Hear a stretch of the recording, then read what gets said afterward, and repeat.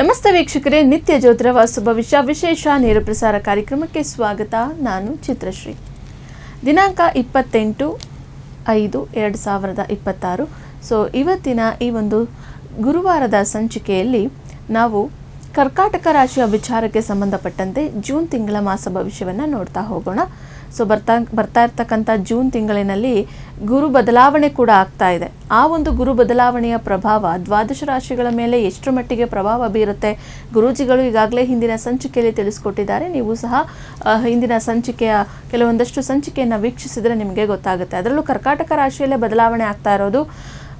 June ತಿಂಗಳಿನಲ್ಲಿ ಮತ್ತಷ್ಟು ಕರ್ಕಾಟಕ ರಾಶಿಯವರಿಗೆ ಏನೇನೆಲ್ಲ ಲಾಭ ನಷ್ಟಗಳು ಉಂಟಾಗುತ್ತೆ ನೋಡ್ತಾ ಹೋಗೋಣ.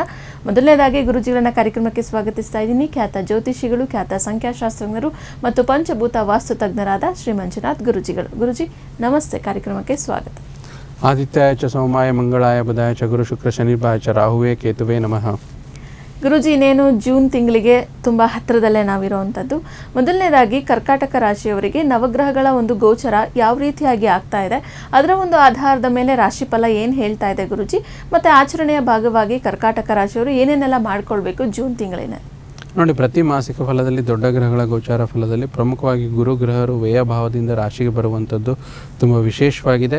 ಇನ್ನು ಸಪ್ತಮ ಅಷ್ಟಮಾಧಿಪತಿಯಾದ ಶನೇಶ್ವರ ಗ್ರಹರು ಯಥಾವತ್ತಾಗಿ ಭಾಗ್ಯಸ್ಥಾನದಲ್ಲಿ ಕರ್ಕಾಟಕ ರಾಶಿಯವರಿಗೆ ಏನು ಗೋಚಾರದಲ್ಲಿದ್ದರೋ ಅದು ಹಾಗೆ ಮುಂದುವರಿಯುತ್ತೆ. ಶನಿಗೆ ಸಂಬಂಧಪಟ್ಟಂಥ ಏನಾದರೂ ಫಲಗಳಿದ್ದರೆ ಅದು ಒಂದು ನೆಗೆಟಿವ್ ಅಥವಾ ಪಾಸಿಟಿವ್ ಶನೇಶ್ವರನ ಪರಿಹಾರಗಳು ಹೋದ ತಿಂಗಳಲ್ಲಿ ಏನು ಮಾಡ್ತಾಯಿದ್ರು ರಾಶಿಯವರು ಅದನ್ನು ಮುಂದುವರಿಸಿ ಅಂತ ಹೇಳ್ತಾ ಇದ್ದೀನಿ. ಮತ್ತು ಚತುರ್ಥ ಲಾಭಾಧಿಪತಿಯಾದ ಶುಕ್ರ ಗ್ರಹರು ಕೂಡ ಜೂನ್ 8ನೇ ತಾರೀಕು ನಂತರ ಗುರುವಟ್ಟಿಗೆ ರಾಶಿಯಲ್ಲಿ ಬರುವಂಥದ್ದು ತುಂಬ ವಿಶೇಷ.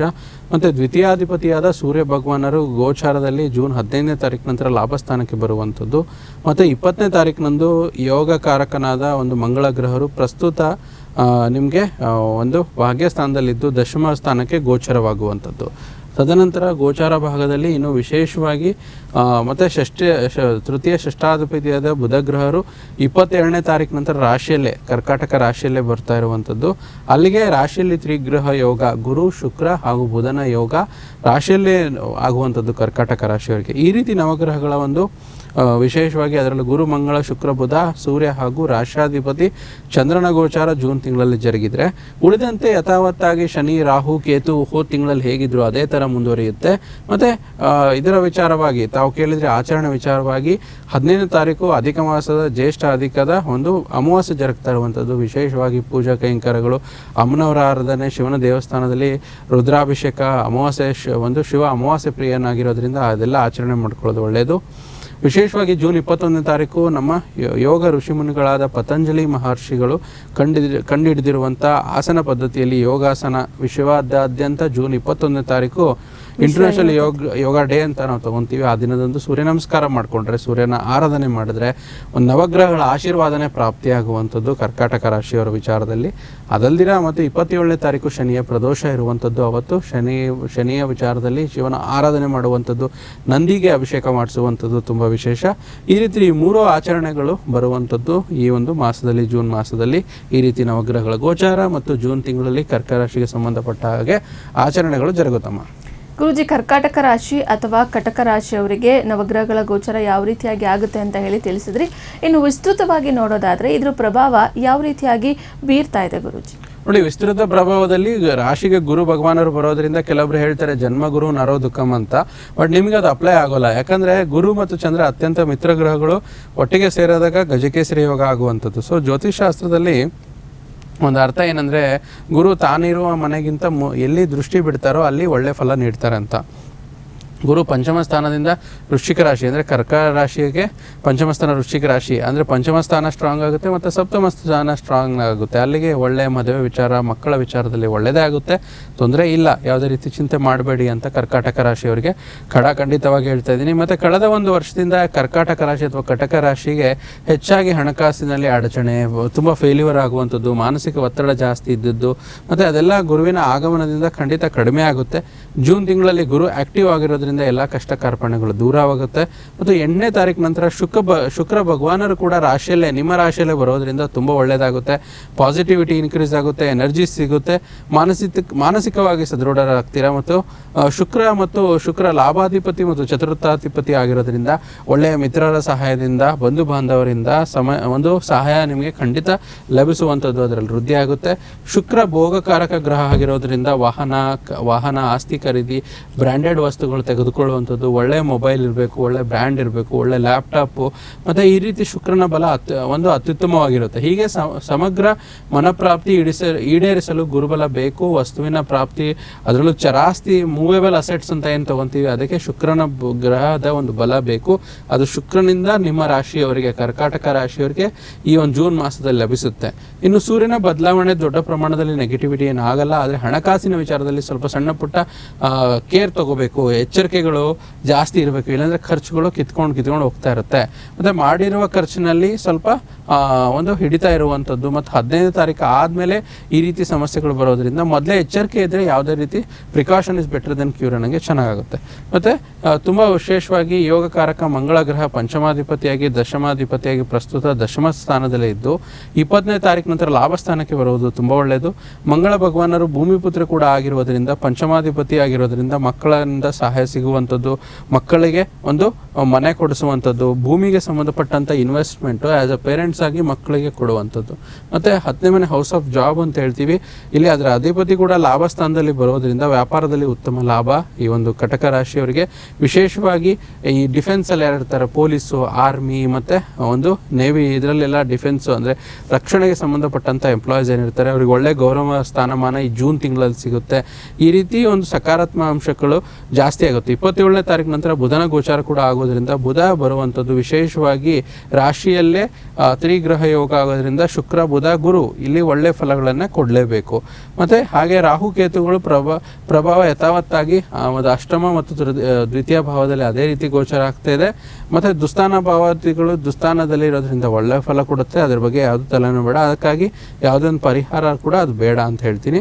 ಈ ರೀತಿ ನವಗ್ರಹಗಳ ಒಂದು ವಿಸ್ತೃತವಾದ ಗೋಚಾರ ಫಲಗಳು ಈ ಒಂದು ಜೂನ್ ತಿಂಗಳಲ್ಲಿ ಒಂದು ಕರ್ಕಾಟಕ ರಾಶಿಯವರ ವಿಚಾರವಾಗಿ ಜರುಗುತ್ತಮ್ಮ. ಗುರುಜಿ, ಇನ್ನು ಕರ್ಕಾಟಕ ರಾಶಿಯವರಿಗೆ ರಾಷ್ಟ್ರಾಧಿಪತಿ ಗೋಚಾರ ಯಾವ ಸ್ಥಿತಿಯಲ್ಲಿ ಆಗ್ತಾ ಇದೆ, ಇದರ ಅನುಕೂಲತೆಗಳು, ಲಾಭ ನಷ್ಟ ಹೇಗಾಗ್ತಾ ಇದೆ ಗುರುಜಿ?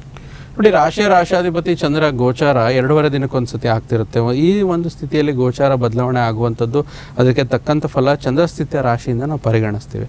ಮತ್ತು ಭಾಗ್ಯಸ್ಥಾನದ ಶನಿ ಯಾವುದೇ ರೀತಿ ಸಮಸ್ಯೆಗಳನ್ನು ನಿಮಗೆ ಕೊಡೋದಿಲ್ಲ. ಯಾಕಂದರೆ ಯಥಾವತ್ತಾಗಿ ಶನಿ ಭಗವಾನರು ಭಾಗ್ಯಸ್ಥಾನದಲ್ಲಿ 2 ವರ್ಷದಿಂದ ಅಲ್ಲೇ ಇರುವಂಥದ್ದು. ಮತ್ತು ಶನೇಶ್ವರನ ವಿಚಾರವಾಗಿ ಕರ್ಕಾಟಕ ರಾಶಿಯವರಿಗೆ ಒಂದು ವಿಭಿನ್ನತೆ ಏನಂತಂದರೆ, ಮೂಲ ಜಾತಕ ಶನೇಶ್ವರ ಏನಾದ್ರು ಸಮಸ್ಯೆ ಕೊಡ್ತಾ ಇದ್ದಾರೆ ಅಂತ ಮೂಲ ಜಾತಕ ಪರಿಶೀಲನೆ ಮಾಡಿ ನಾವು ಕಂಡುಹಿಡಿತೀವಿ. ಜೂನ್ 27ನೇ ತಾರೀಕು ನಂತರ ಶನಿ ಪ್ರದೋಷಣ ಕಾಲ ಇರ್ತಿರುವಂಥದ್ದು. ಸೊ ಅವತ್ತು ವಿಶೇಷ ಒಂದು ಶನೇಶ್ವರನ ಆರಾಧನೆ ಮಾಡೋದ್ರಿಂದ ಕರ್ಕಾಟಕ ರಾಶಿಯಲ್ಲಿ ಶನೇಶ್ವರನ ಏನೇ ಸಮಸ್ಯೆಗಳಿದ್ರೂ ದೂರ ಆಗುತ್ತೆ. ಸಾಮಾನ್ಯವಾಗಿ ನೋಡಬೇಕಾದ್ರೆ ಅತ್ಯಂತ ಶುಭದಾಯಕ ದೇವಾಲಯಗಳ ದರ್ಶನ ಮಾಡುವಂಥದ್ದು, ಸಾಧು ಸಂತರ ಒಂದು ಗುರುಗಳ ಆಶೀರ್ವಾದ ಪಡೆದುಕೊಳ್ಳುವಂಥದ್ದು ಎಲ್ಲವೂ ನಿಮಗೆ ಸಿಗ್ತಾ ಹೋಗುತ್ತೆ. ಕೆಲಸ ಕಾರ್ಯಗಳಲ್ಲಿ ಜಯ ಪ್ರಾಪ್ತಿಯಾಗುತ್ತೆ, ಕುಟುಂಬದಲ್ಲಿ ನೆಮ್ಮದಿ ವಾತಾವರಣ ನೆಲೆಸುತ್ತೆ. ವಿಶೇಷವಾಗಿ ವಿದ್ಯಾರ್ಥಿಗಳು ಓದಿನಲ್ಲಿ ಆಸಕ್ತಿ ಹೆಚ್ಚಾಗುವಂಥದ್ದು, ಒಳ್ಳೆಯ ಅಂಕಗಳು ಬರುವಂಥದ್ದು, ವಿದೇಶ ಪ್ರಯಾಣದಲ್ಲಿ ಹೆಚ್ಚಿನ ಆಸಕ್ತಿ ತೃಪ್ತಿದಾಯಕವಾಗಿರುತ್ತೆ. ಸರ್ಕಾರಿ ಕೆಲಸದಲ್ಲಿ ಜಯ ಪ್ರಾಪ್ತಿ, ನೂತನ ಕೆಲಸಕ್ಕೆ ಯಾರಾದರೂ ಅಪ್ಲೈ ಮಾಡಿದ್ರೆ ಖಂಡಿತ ಒಳ್ಳೆಯದಾಗುತ್ತೆ. ಅದರಲ್ಲೂ ವಿಶೇಷವಾಗಿ ರೈತರ ವ್ಯವಸಾಯ ಕ್ಷೇತ್ರದಲ್ಲಿ ಅತ್ಯಂತ ಶುಭಕಾರ್ಯ ಒಂದು ಆಗುವಂಥದ್ದು, ಒಂದು ಹಣ್ಣು ತರಕಾರಿ ಇತರ ಸಣ್ಣ ಪುಟ್ಟ ವ್ಯಾಪಾರಿಗಳಿಗೆ ಒಳ್ಳೆ ಲಾಭ ಇರುವಂಥದ್ದು ಒಂದು ಕರ್ಕಾಟಕ ರಾಶಿಯವರಿಗೆ ಒಳ್ಳೆ ಸಂತಸಕ್ಕೆ ತಂದು ಕೊಡುತ್ತೆ. ಮತ್ತು ನೂತನ ಕೆಲಸಗಳು ಆದಷ್ಟು ಬೇಗ ಮಾಡಿ ಮುಗಿಸ್ತೀರಾ. ಜವಾಬ್ದಾರಿ ಜಾಸ್ತಿ ಇದ್ದರೂ ಮೊದಲಿನಕ್ಕಿಂತಲೂ ಹೆಚ್ಚಾಗಿ ಶ್ರಮಪಟ್ಟು ಮಾಡ್ತೀರಾ. ಬಂಡವಾಳ ಹೂಡಿಕೆಗೆ ಅತ್ಯಂತ ಶುಭವಾದ ಒಂದು ಮಾಸ. ದೀರ್ಘಕಾಲಿಕ ಹೂಡಿಕೆಗಳಿಗೆ ಒಳ್ಳೆ ಲಾಭ ತಂದು ಕೊಡುತ್ತೆ. ಸಂಗೀತ, ಕಲೆ, ಕ್ರೀಡೆಗಳಲ್ಲಿ ಹೆಚ್ಚಿನ ಆಸಕ್ತಿ, ಹೆಚ್ಚಿನ ಪ್ರೋತ್ಸಾಹ ಸಿಗುವಂಥದ್ದು, ಅನುದಾನ ಸಿಗುತ್ತೆ. ಸ್ವಲ್ಪ ಎಚ್ಚರಿಕೆ ಇರಬೇಕಾಗಿರೋದು ಎಲ್ಲಿ ಅಂದರೆ ಬಂಡವಾಳ ಹೂಡಿಕೆ ಮತ್ತು ಅದರ ಒಂದು ನೀವು ಎಲ್ಲೆಲ್ಲಿ ಇನ್ವೆಸ್ಟ್ ಮಾಡಿರ್ತೀರ ಅದು ರಿಟರ್ನ್ಸ್ ಬರೋದು ವಿಚಾರವಾಗಿ ನಿಮ್ಮ ಜಾತಕದ ಅನುಸಾರವಾಗಿ ಅದನ್ನು ನೋಡಿಕೊಂಡು ಸುಟೇಬಲ್ ಮಾಡಿಕೊಂಡು ಬಂಡವಾಳನ ಹೂಡ್ತೀರಾ. ಒಳ್ಳೆ ನುರಿತ ಜ್ಯೋತಿಷ್ಯರಲ್ಲಿ ನಿಮ್ಮ ಜಾತಕ ತೋರಿಸ್ಕೊಂಡು ಮಾಡಿದ್ರೆ ತುಂಬ ಒಳ್ಳೆಯದು. ಸ್ವಲ್ಪ ಎಚ್ಚರಿಕೆವಾಗಿರಬೇಕು ಅಂತ ಹೇಳ್ತೀವಿ. ಸ್ವಲ್ಪ ಬಂಧುಗಳ ಆಗಮನದಿಂದ ರಿಲೇಟಿವ್ಸ್ ಅಂತ ಏನು ಹೇಳ್ತೀವಿ, ಸ್ವಲ್ಪ ಕೊಂಕು ಮಾತಾಡೋದು ಮತ್ತು ರಿಯಲ್ ಎಸ್ಟೇಟ್ ವ್ಯವಹಾರಗಳಲ್ಲಿ ಸ್ವಲ್ಪ ಕಿರಿಕಿರಿಗಳಾಗುವಂಥದ್ದು ಎಚ್ಚರಿಕೆ ಎಂದರೆ ಇದು ರಾಶಿಯ ರಾಷ್ಟ್ರಾಧಿಪತಿ ಮತ್ತು ಗೋಚಾರ ಫಲದ ವಿಸ್ತೃತ ಪ್ರಭಾವವಾಗಿದೆ. ಗುರುಜಿ, ಇನ್ನು ಕಟಕ ರಾಶಿಯಲ್ಲಿ ಬರ್ತಕ್ಕಂಥ ನಕ್ಷತ್ರಗಳೇನಿದ್ದಾವೆ, ನಕ್ಷತ್ರಗಳ ಆಧಾರಿತವಾಗಿ ಮತ್ತೇನಾದರೂ ಫಲಗಳನ್ನು ಅವರು ಜೂನ್ ತಿಂಗಳಿನಲ್ಲಿ ಪಡ್ಕೊಳ್ಬೋದಾ? ಮತ್ತು ಪರಿಹಾರ ಭಾಗವಾಗಿ ಕಟಕ ರಾಶಿಯವರು ಏನು ಮಾಡಬೇಕು? ಅಂದರೆ ವಿಶೇಷವಾಗಿ 3 ನಕ್ಷತ್ರಗಳು ಬರುವಂಥದ್ದು: ಪುನರ್ವಸು ನಕ್ಷತ್ರ, ಆಶ್ಲೇಷ ಮತ್ತು ಪುಷ್ಯ ನಕ್ಷತ್ರ. ಸೊ ಕಟಕ ರಾಶಿಯವರ ವಿಚಾರದಲ್ಲಿ ಪುನರ್ವಸು ನಕ್ಷತ್ರ ರಿಯಲ್ ಎಸ್ಟೇಟ್ ಸಂಬಂಧಿತವಾಗಿ ಒಳ್ಳೆಯ ಫಲಿತಾಂಶ ಇರುವಂಥದ್ದು.